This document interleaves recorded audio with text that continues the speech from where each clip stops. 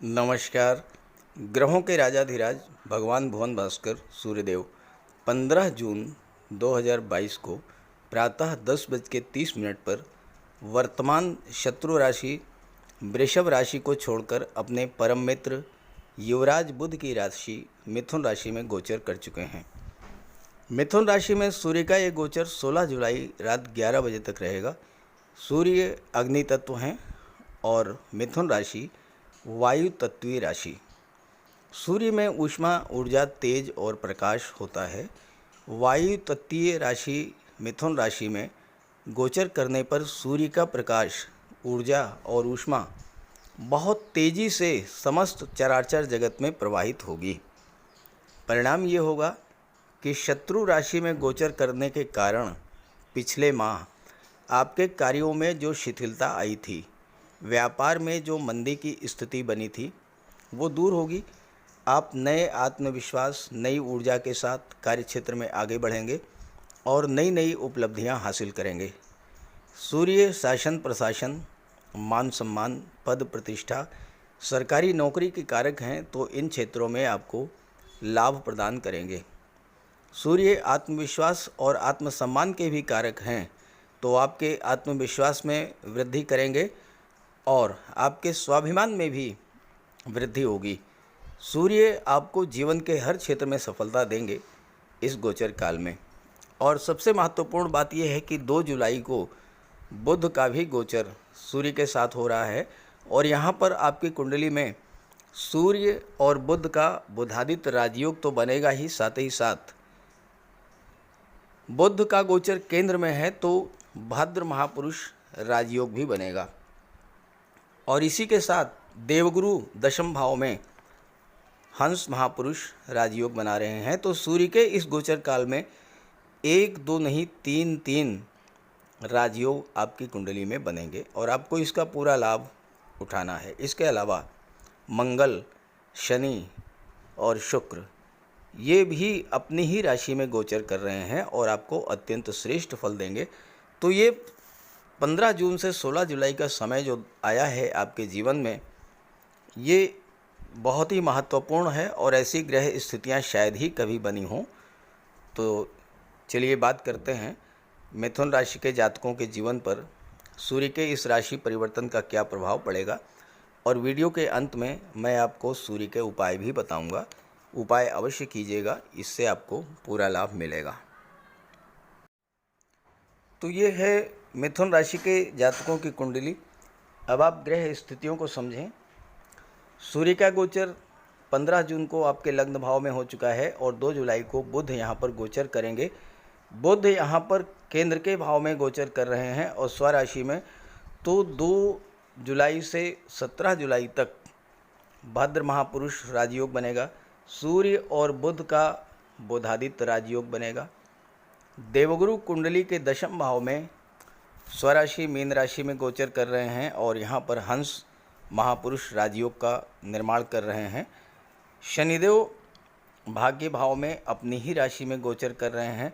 मंगल लाभ के भाव में गोचर कर रहे हैं स्वराशि में, मेष राशि में, और शनि की दृष्टि भी मंगल पर पड़ रही है, जो कि मंगल के प्रभाव को और अधिक बढ़ाने वाली होगी। शुक्र का गोचर कुंडली के 12वें भाव में है और शुक्र 12वें भाव में अति विशिष्ट कारक तो होते ही हैं, साथ ही साथ शुक्र भी अपनी ही राशि में गोचर कर रहे हैं। तो इस तरह से 5 ग्रह ऐसे हैं जो कि स्वराशि में गोचर कर रहे हैं और अत्यंत श्रेष्ठ फल देने वाले हैं आपको। अब यहाँ पर सूर्य का गोचर लग्न भाव में है और लग्न भाव कुंडली का सबसे महत्वपूर्ण भाव होता है। सूर्य आत्मा, तेज, प्रकाश के कारक हैं। लग्न भाव है आपका जीवन, आपका व्यक्तित्व, आपकी कार्यशैली, कार्यक्षमता। तो सूर्य आपके जीवन को प्रकाशित कर देंगे। सूर्य मान सम्मान, पद और प्रतिष्ठा के कारक होते हैं, आपके मान सम्मान में वृद्धि करेंगे। सूर्य शासन प्रशासन के कारक होते हैं और अगर आप आईएएस, आईपीएस, सिविल सर्विसेज की तैयारी कर रहे हैं तो सूर्य आपको सफलता दिलाएंगे। अगर आप सरकारी नौकरी में हैं तो आपको उच्च पद मिल सकता है, वेतन वृद्धि हो सकती है। और चूंकि सूर्य पराक्रम भाव के स्वामी हैं, जहाँ से यात्राओं का विचार किया जाता है, तो इस गोचर काल में आपका ट्रांसफ़र भी हो सकता है। मनचाही जगह पर आपका ट्रांसफ़र हो सकता है। सूर्य आपके साहस, ऊर्जा और नेतृत्व क्षमता के कारक होते हैं और कठिन से कठिन परिस्थितियों में आप लोगों का नेतृत्व करेंगे।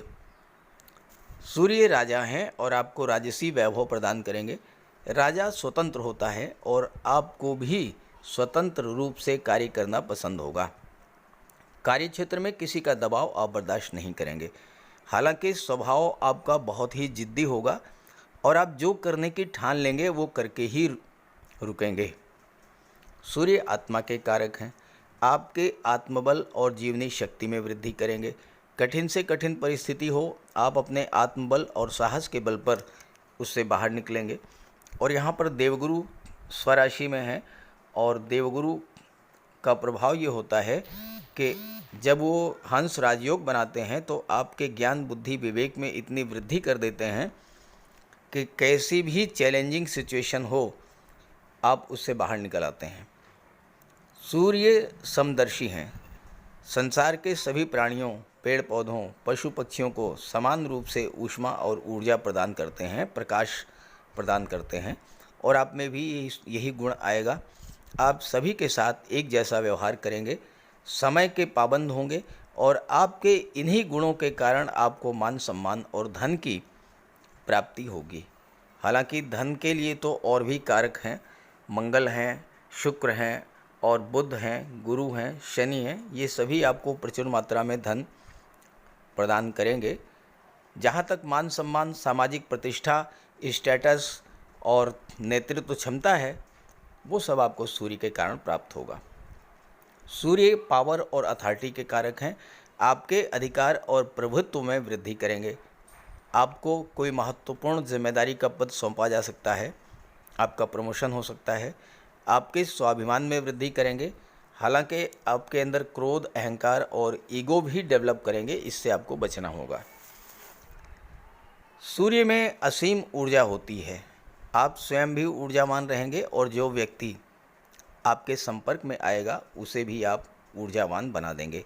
आप अपने इन्हीं गुणों के कारण शासन, प्रशासन, राजनीति के क्षेत्र में, न्यायिक सेवा और विदेश सेवा में अधिक सफल होंगे।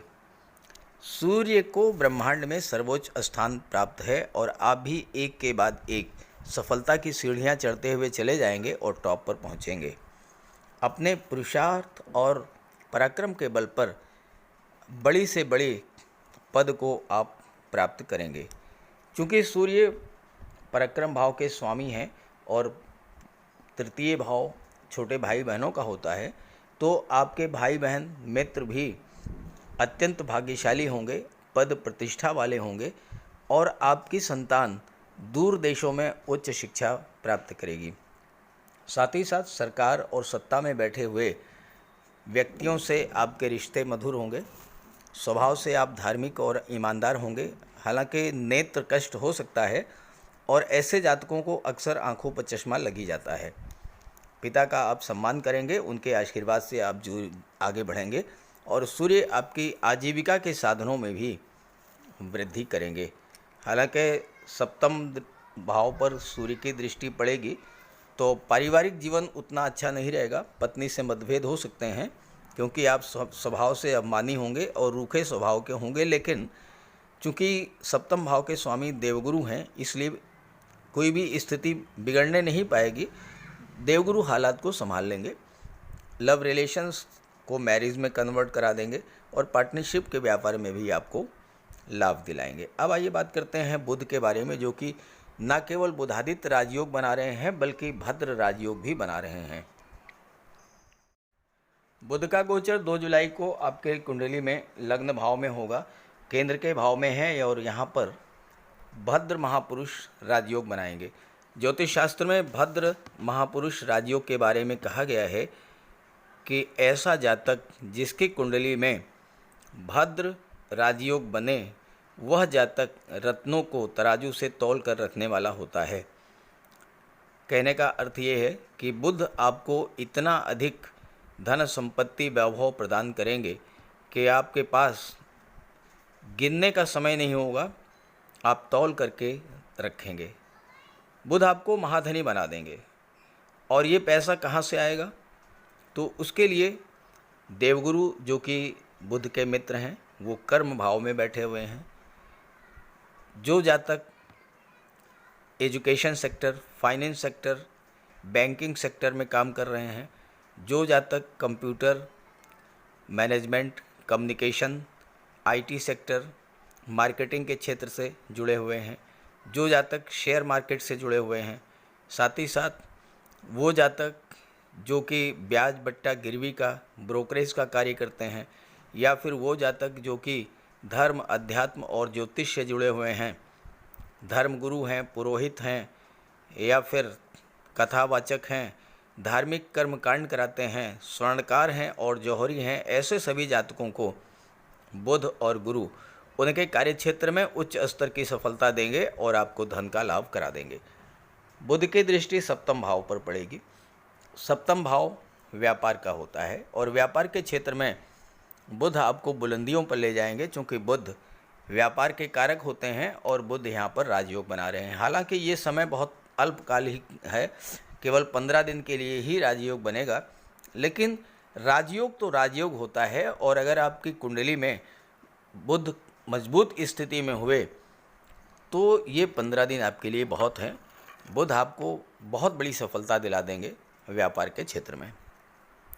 जहाँ तक शुक्र की बात है तो शुक्र 12वें भाव में अति विशिष्ट कारक होते हैं और यहाँ पर शुक्र अपनी ही राशि वृषभ राशि में गोचर कर रहे हैं और भी श्रेष्ठ फल प्रदान करेंगे। 12वां भाव विदेश का होता है, तो विदेश से आपको धन लाभ होगा। आप विदेश में जॉब मिल सकती है, किसी विदेशी कंपनी में आपको जॉब मिल सकती है, या फिर विदेश से व्यापार व्यवसाय में आपको लाभ होगा, क्योंकि बुध भी 2 जुलाई तक रहेंगे 12वें भाव में। इसके अलावा शुक्र कला, संगीत, नृत्य, अभिनय, नाटक, गायन, वादन, लेखन, काव्य, शिल्पकला, मूर्तिकला, सोशल मीडिया, इन सब क्षेत्रों से आपको प्रचुर मात्रा में धन की प्राप्ति करा देंगे। चूँकि आपके लग्न के स्वामी सूर्य हैं और सूर्य के बल, सूर्य के तेज, सूर्य के प्रकाश और बुध के ज्ञान बुद्धि के कारण आप विदेश में कला के क्षेत्र में कोई स्टेज प्रोग्राम दे सकते हैं। विदेश जाकर के आप म्यूज़िक के क्षेत्र में, गायन के क्षेत्र में, वादन के क्षेत्र में, अभिनय या नृत्य के क्षेत्र में कोई कार्यक्रम दे सकते हैं, कोई प्रोग्राम दे सकते हैं, और वो स्टेज प्रोग्राम अत्यधिक पॉपुलर होगा और इससे आपकी पॉपुलैरिटी गेन होगी, आपकी ख्याति में वृद्धि होगी और धन की भी प्राप्ति होगी। 12वां भाव खर्चों का भी होता है और शुक्र सुख, वैभव, ऐश्वर्य के कारक हैं, सुखों के कारक हैं, लग्जरी के कारक हैं।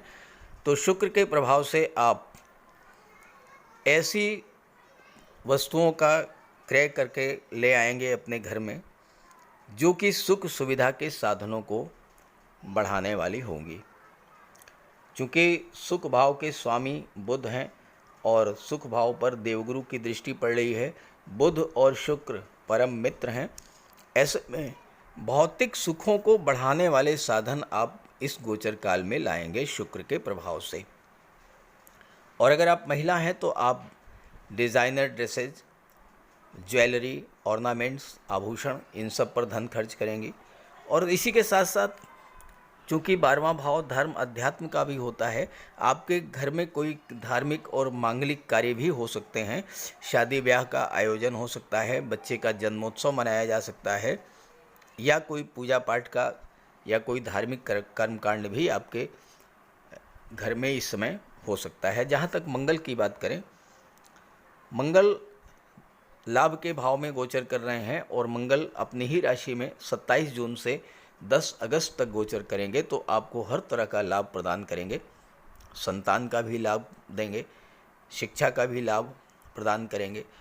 और चूँकि शनि की दृष्टि भी मंगल पर पड़ रही है, मंगल आपके अंदर असीम ऊर्जा का संचार करेंगे, शनि आपकी कार्य क्षमता में वृद्धि करेंगे और कर्म भाव में देवगुरु का गोचर है जो कि आपके ज्ञान बुद्धि विवेक में वृद्धि करेंगे। गुरु और मंगल परम मित्र गुरु और शनि में सममैत्री का संबंध है, तो ऐसे में अपने भाग्य के सपोर्ट से आप कार्यक्षेत्र में उन्नति करेंगे और कार्यक्षेत्र में उन्नति होने से आपको प्रचुर मात्रा में धन की प्राप्ति होगी। बस यहाँ पर एक चीज़ ध्यान रखना है कि चूँकि मंगल की दृष्टि पंचम भाव पर पड़ेगी, तो जो गर्भवती माताएं हैं उन्हें विशेष सावधानी बरतनी होगी। चूँकि मंगल चिकित्सा और सर्जरी के कारक होते हैं, ऐसे में संतान की प्राप्ति ऑपरेशन के द्वारा होने की संभावना बनती है, तो विशेष ध्यान रखें। और साथ ही साथ चूँकि पंचम भाव शिक्षा का भी होता है, तो वो जातक जो मंगल के क्षेत्रों में, चिकित्सा और सर्जरी के क्षेत्र में, गेम्स और स्पोर्ट्स के क्षेत्र में, टेक्निकल फील्ड में या फिर अग्नि संबंधित कार्यों में, जो जातक इन क्षेत्रों में जॉब के लिए प्रयासरत हैं, उन्हें सफलता मिलेगी। साथ ही साथ आप सैन्य सेवा या पुलिस विभाग में भी अगर आप जॉब की तलाश कर रहे हैं, तो वहाँ भी मंगल के प्रभाव से आपको सफलता मिलेगी। और चूँकि मंगल छठे भाव के स्वामी हैं, तो शत्रुओं का भी विनाश करेंगे, आपको रोगों से मुक्ति दिलाएंगे और प्रतियोगी परीक्षाओं में आपको विजय दिलाएंगे। जहाँ तक शनि की बात है, शनि भी अपनी ही राशि में गोचर कर रहे हैं और भाग्य भाव में हैं, तो भाग्य का आपको पूरा सपोर्ट मिलेगा। तो इस तरह से इस गोचर काल में ग्रह स्थितियाँ पूरी तरह से आपके पक्ष में हैं और आप इसका लाभ उठाएं। साथ ही साथ सूर्य का उपाय जरूर करें। आइए बात करते हैं सूर्य के उपायों पर। अगर अभी तक आपने सूर्य देव का उपाय नहीं किया है, तो अवश्य कीजिए। सूर्य देव की आराधना करें। खास करके छात्रों को या जो कॉम्पिटिटिव एग्ज़ाम्स की तैयारी कर रहे हैं, उन्हें तो सूर्य के उपाय अवश्य करने चाहिए। सूर्य आत्मा के कारक हैं। इस पृथ्वी पर सूर्य के कारण ही जीवन है और सूर्य की ही ऊर्जा, प्रकाश और ऊष्मा से हम कार्य करने में सक्षम होते हैं। सूर्यदेव की आराधना करेंगे, आत्मा को बल मिलेगा, आत्मविश्वास में वृद्धि होगी, कार्य करने की ऊर्जा प्राप्त होगी, जीवन में रोशनी आएगी, भाग्य चमक जाएगा और फिर आप सफलता की सीढ़ियां चढ़ते चले जाएंगे। तो प्रातःकाल स्नान करते समय जल में लाल पुष्प या केसर डाल करके स्नान कीजिए। इसके बाद सूर्योदय से 1 घंटे के भीतर सूर्य देव को अर्घ्य दीजिए। तांबे के लोटे में जल, अक्षत, लाल पुष्प, रोली, लाल चंदन ये डाल करके सूर्य देव को अर्घ्य दीजिए।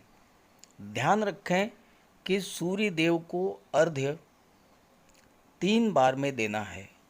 1 लोटे जल को आपको 3 बार में अर्घ्य देना है और साथ ही साथ इस बात का ध्यान रखना है कि जो जल है वो आपके पैरों पर ना गिरे। इसके बाद गायत्री मंत्र का जाप करें, आदित्य हृदय स्तोत्र का पाठ करें। छात्रों को तो सूर्य का ये उपाय नियमित रूप से करना चाहिए, क्योंकि सूर्य ही सरकारी नौकरी के कारक हैं और आज के युग में हर छात्र का सपना होता है कि वो आईएएस बने, आईपीएस बने या शासन प्रशासन में उच्च पदस्थ अधिकारी बने, और सूर्य इन सब के कारक होते हैं। सूर्य पिता के कारक हैं। पिता का सम्मान कीजिए, उनकी सेवा कीजिए, उनके मार्गदर्शन में आगे बढ़िए। यदि किसी तरह का कोई विवाद भी है तो उसे भुला दीजिए और उन्हें किसी तरह का कष्ट तो बिल्कुल न दें। इससे सूर्यदेव को बल मिलेगा।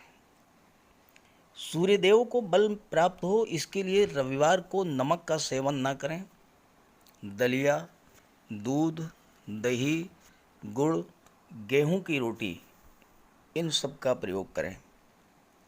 रविवार के दिन सूर्यदेव को अर्घ्य देने के बाद एक तांबे की अंगूठी या तांबे का छल्ला ये धारण करें और जितनी आपकी क्षमता या सामर्थ्य हो यथाशक्ति लाल वस्त्र, गुड़, गेहूं, मसूर की दाल या तांबे का दान करें।